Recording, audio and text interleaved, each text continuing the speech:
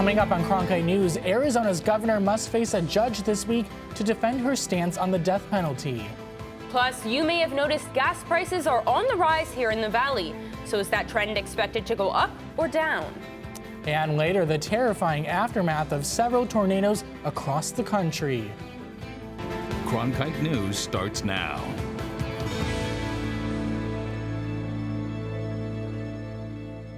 Good evening and welcome to Cronkite News on Arizona PBS. I'm Shira Tanzer. And I'm John Brown. Thank you for joining us. Governor Hobbs is pausing executions in Arizona. Cronkite News reporter Alyssa Munoz is telling us what the reasons are.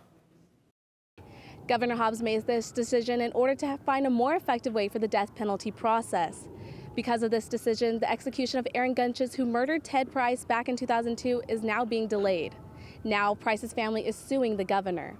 So far in Arizona, there has been 40 people who have died by lethal injection, according to the Death Penalty Information Center. Attorney Daniel Ortega says some of these processes have had issues in the past. One thing that we have to look at, not only as lawyers, but as members of the public, is that we've experienced a number of executions that have not gone well in terms of the length of the executions, depending on what method was being used. In late January, Governor Hobbs sent out a press release stating, with the Arizona Department of Corrections, Rehabilitation, and Reentry now under new leadership, it's time to address the fact that this is a system that needs better oversight on numerous fronts.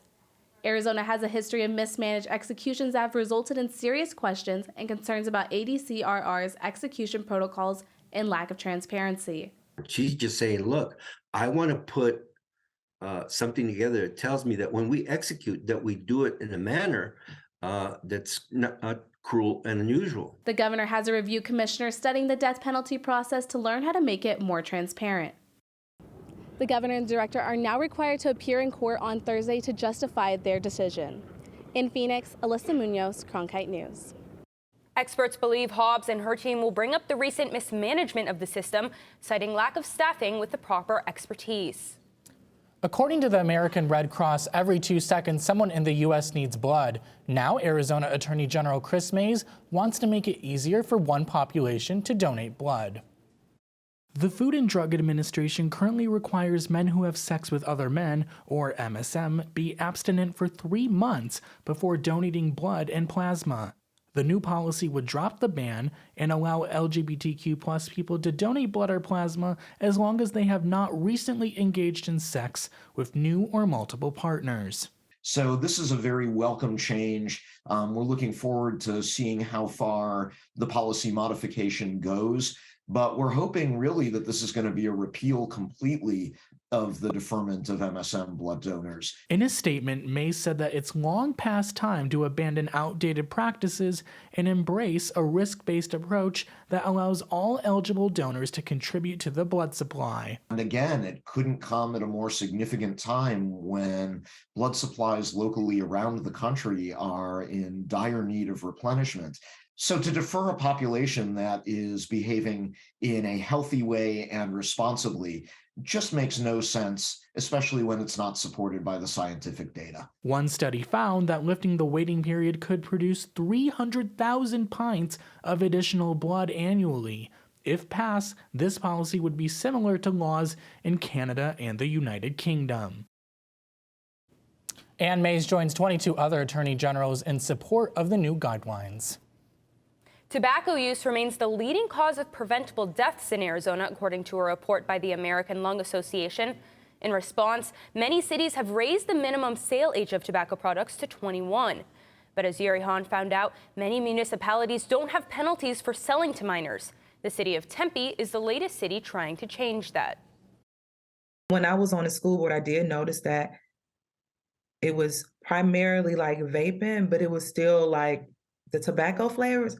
It was out of control. Chanel Poe is a former elected school board member. She says she's in favor of the new tobacco ordinance proposed in Tempe. It's getting retailers to be licensed to sell tobacco and just requiring that the age is 21 or older. Retailers who want to sell tobacco must pay an annual $300 fee, and there are penalties for violations. They can be charged from $500 to $1,000 and get their license revoked. Councilmember Joel Navarro says one goal is to make it harder for kids to get flavored tobacco. How can we discourage or not make it so available for our youth to start flavored vaping.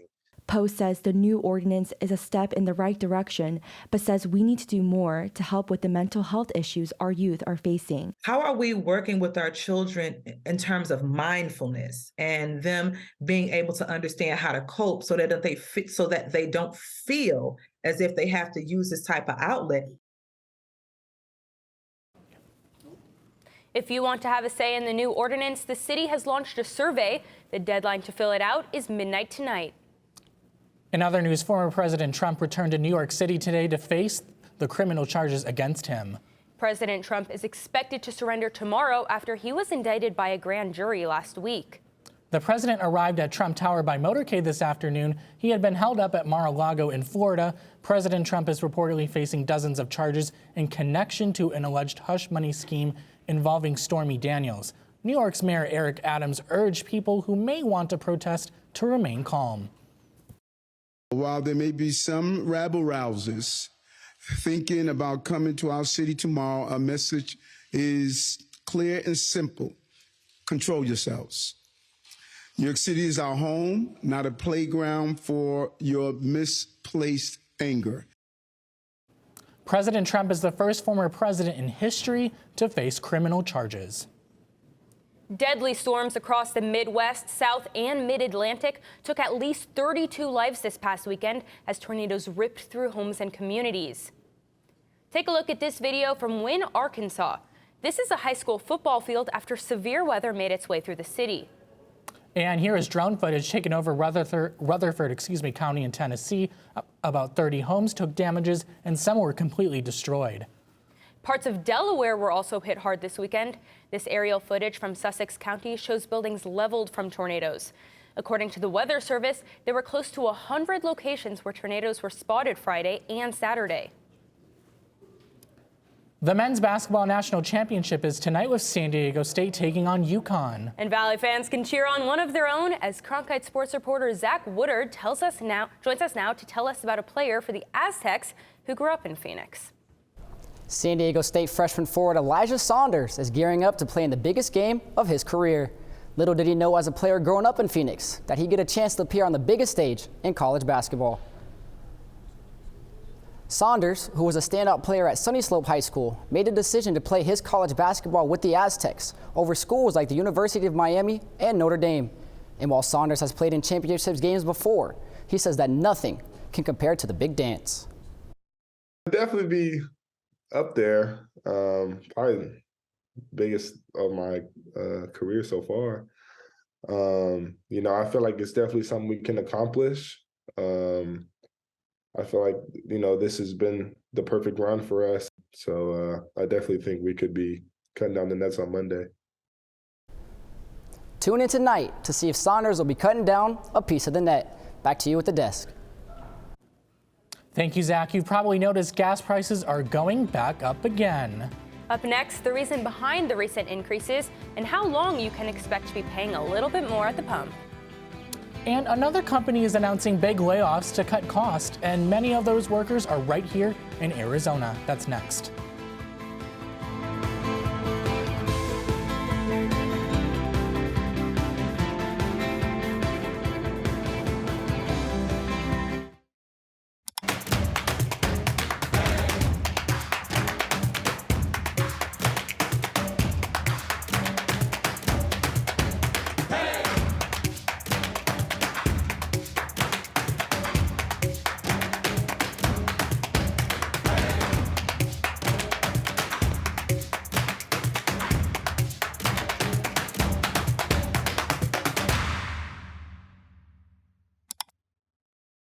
When you support Arizona PBS, you plant a seed.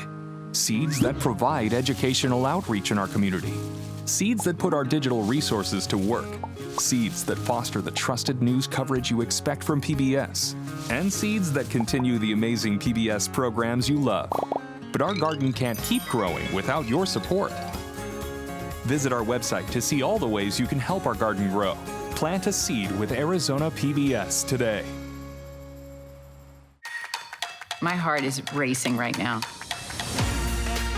Fasten your seatbelt. You're uncovering the truth. These are consequential things. Yeah. Oh, look at everybody. I feel the presence of all these people. I've got history. No. I wish my mom could be here to see this. Amazing. It's like the most vital stuff, right? Tuesdays on Arizona PBS. Welcome back to Cronkite News. We are looking out at Civic Space Park in downtown Phoenix as wind speeds, are picking up. That's right, John. The National Weather Service has issued a wind advisory until 11 o'clock tonight. For more, let's go to Jordan Lavazari in the Cronkite Weather Center. Jordan, what can you tell us? Thank you, guys. Yes, we are seeing some very warm, windy weather. That wind is sticking around with us until 8 p.m. when things finally start to cool off this evening. That, like you guys said, that wind advisory is not going anywhere. We see this tan part of the state. This is all wind advisory, saying that the speeds could be up to 5 to 10 miles per hour. And in this yellow portion, we're seeing this could be 20-mile-per-hour wind. With these crazy gusts, we are seeing the allergies are going to be off the charts. The pollen is coming in and causing some really, really high allergy symptoms right here for everybody. My suggestion is if you are prone to allergies, bring some tissues from home. You're going to want them later this week.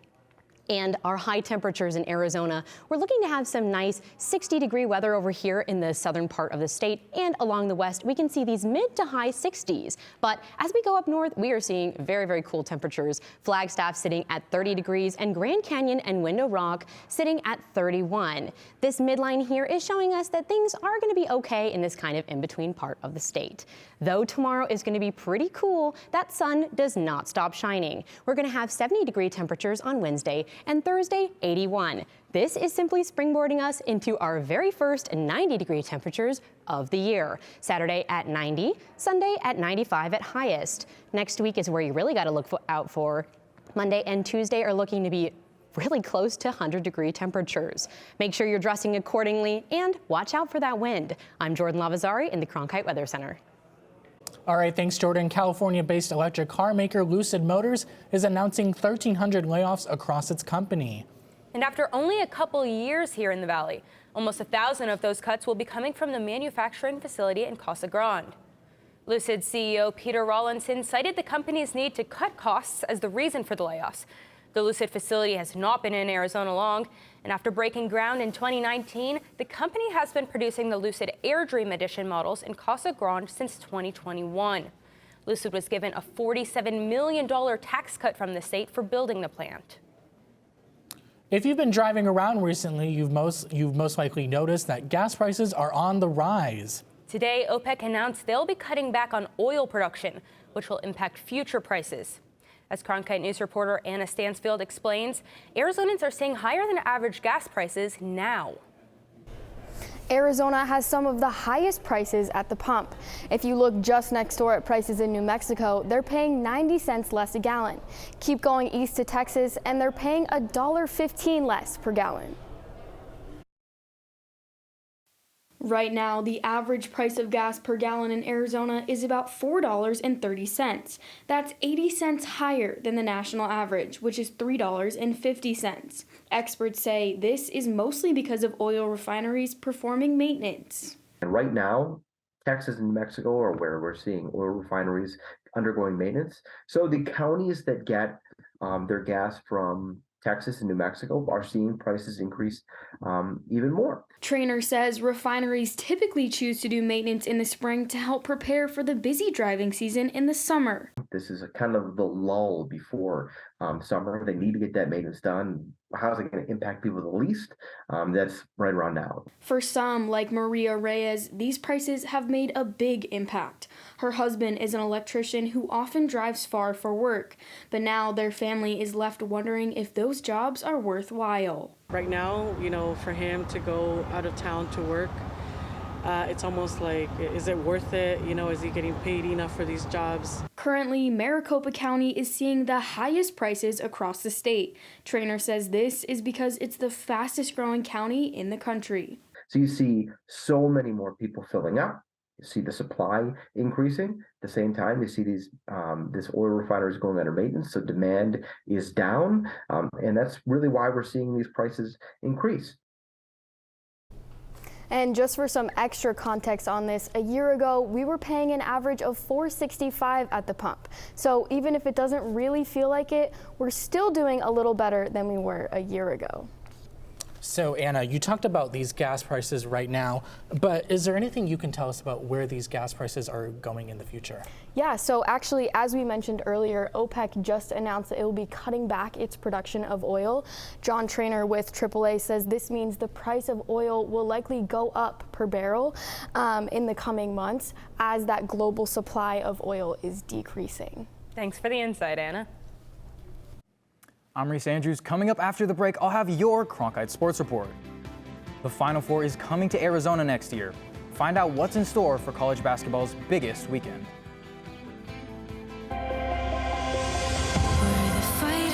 We tell ourselves stories as a nation. These stories need to be highlighted, they need to be explored. We're the dreamers. How serious is America's commitment to looking at its history? How can we learn from the past?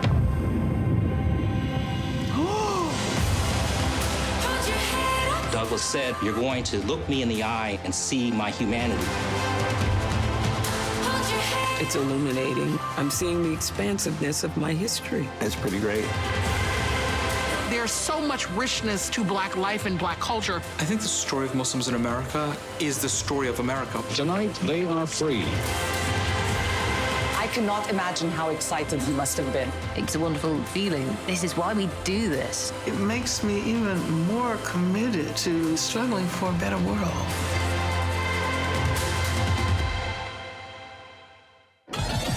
Welcome. How utterly charming. Are you ready to get it going? How does an English fan come to the Italian Riviera? A fresh start. Can I trust you? Are you ready for the show? You can't be afraid to show them what you've got, what you want. Are we having a party? Of course, the more the merrier. I love this place. It's my home now. Trouble in paradise. I can't do it on my own. This is revenge. There are consequences. Be careful. Nothing like this. Nothing like this. Oh.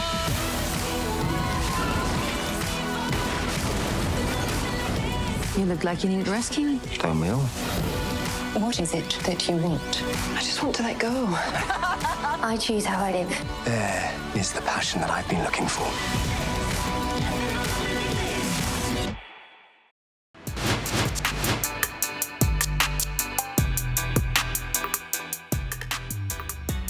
Welcome to the Cronkite Sports Report. I'm Reese Andrews. So, the stage is set for the men's national championship tonight. And leading the charge for UConn is head coach Dan Hurley, the brother of ASU head coach Bobby Hurley. Bobby has shown his support for Dan throughout the tournament, and Dan has expressed his appreciation. On top of that, Dan gave a nice little shout out to Arizona State. Check it out. Hi, Coach. Hayden Silly with Cronkite News. There were reports about Arizona State? Yes. All right. What's it like just to have the support of your big brother, especially, during possibly one of the biggest moments of your career? Yeah, I mean, you and your big brother should be best friends, and you should love each other and support each other in every possible way. An A for effort, Dan, but this is how you throw up the fork. While the Arizona schools may be left out of this year's Final Four, all three will have a chance at home court advantage next year when the Final Four is here in Phoenix. Ashley Engel has more on the bidding process for the big dance. The biggest event in men's college basketball makes its next stop in Glendale, Arizona in 2024 at State Farm Stadium. Arizona is a welcoming state. We've got beautiful weather, we've got great hotels, we've got a great facility in State Farm Stadium. We just got all of the amenities that I think the NCAA looks for when they are trying to decide on a host city. But this isn't the first time the state of Arizona and ASU has hosted an NCAA Final Four. Arizona State hosted the Final Four back in 2017. We're very excited to have it back in Arizona. We know that this is a huge event. It's a great event for fans to come in. It's a chance for people to visit Arizona who may have never been before. One of the unique rules that the NCAA has in order for the tournament to happen is that each city is required to have a university as a host. In this case, it's Arizona State. ASU has been a great partner. Ray Anderson has been fantastic to work with us and helped on both bids and helping us land these events. And so their staff is integral in our planning process and our execution process. Arizona State is involved with making sure the actual games run smoothly while also enhancing the player experience. The game function piece of it, the actual, timing of it and the playing of it, making sure that it's running properly from a game standpoint. We're heavily involved in that. Now, everything coming into place for a city to host a Final Four is not an easy layup. It takes a couple of years. Now, first off, a city will have to submit a statement of interest to host the tournament. After showing its interest, the city will submit questionnaires alongside with an initial budget and a hotel inventory spreadsheet. Once that is sent, the bid group makes an initial presentation to the NCAA presenting why they should host the tournament. The NCAA then narrows down to the finalists, and once those are chosen, additional documents such as venue agreements are submitted to the NCAA. Once those documents are ready to go, the finalists will present one last presentation to the NCAA basketball committee. After this, the committee will then meet together and decide who will be rewarded these events. As long as this process may take, this does not happen every year. They do multiple cities in one bid cycle and multiple years in one bid cycle. So they opened up the bid process really in the summer of 2017 after we had hosted is when things started rolling. With many people helping out to set the stage, the countdown is on for ASU and Glendale to make the experience special for all. In Phoenix, Ashley Engel, Cronkite News. Moving on to some pro basketball now. The Suns are 6-0 with Kevin Durant in the lineup. And with their win against the Thunder last night, they are now 43-35 and currently in 4th place in the Western Conference. There are 4 games left in the regular season, and with only 3 games separating the 5 through 10 seeds of the NBA playoffs, the Suns could play any of the remaining contenders in the first round. Now on a 5-game win streak, the Suns are gelling with KD back in the lineup. Durant and Booker have scored the most points by a pair of teammates since 1962 through their first 5 games together. You can catch them back in action tomorrow when they host the Spurs at the Footprint Center. The MLB season for the Arizona Diamondbacks is officially underway as they split their opening series against the Dodgers this past weekend. First baseman Christian Walker was the D-backs' main offensive force, earning them a team-leading 6 hits, 1 home run, and 2 RBIs. Left fielder Corbin Carroll's speed was also on display with 3 stolen bases in the first 4 games. Meanwhile, Dodgers outfielder Trace Thompson made a splash with 3 home runs on 8 RBIs on Saturday. The D-backs will begin a 2-game series in San Diego tonight with the first pitch at 6:40 p.m. And that's all for the Cronkite Sports Report. Back to you, John and Shira. Thanks, Reese. Still to come on Cronkite News. Deep sea diving. We'll get into the records and discoveries made by scientists at the bottom of the ocean.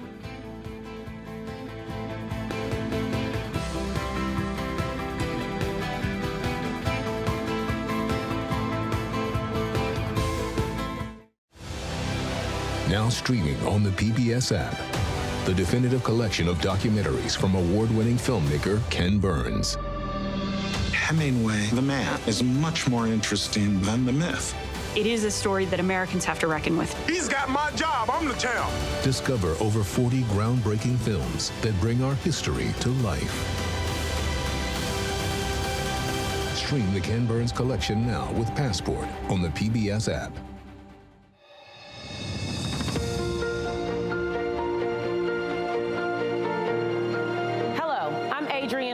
General Manager of Arizona PBS. We've got so much going on here at the station. I'm Catherine Anaya. I'm Alberto Rios. I'm Chef Mark Tarbell. I'm Ted Simons. We want everyone to know that their Arizona connection starts right here at Arizona PBS. For over the past 60 years, Arizona PBS has told incredible stories of Arizona's distinctive people. We got to start being more vulnerable with each other. What I love most about being a Latina woman is the passion and drive that I feel. Beautiful landscapes and treasured history. We're doing something that benefits the community. Good evening and welcome to Horizonte. Welcome to Check Please, Arizona. Welcome to the U.S. Senate debate. The recipient of the Emmy is Arizona PBS.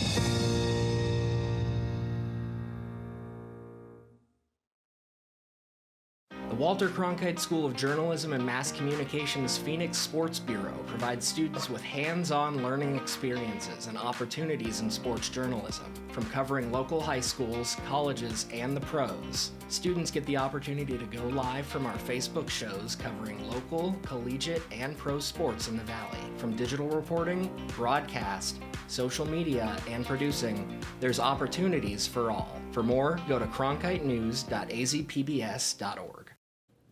Welcome back. Time to take a deep dive into the darkest parts of the ocean. That's what scientists in Tokyo did last September with the sea robot, and they found some pretty unique fish. Scientists from the University of Western Australia and Tokyo University of Marine Science and Technology have released footage of this snailfish. It's now the deepest recorded fish at a depth of 27,000 feet. And they also set a new record for the deepest catch at 26,000 feet below the surface.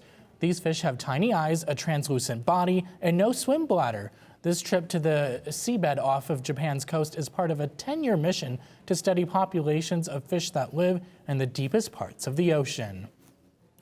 And that's it for Cronkite News tonight. Thanks so much for joining us.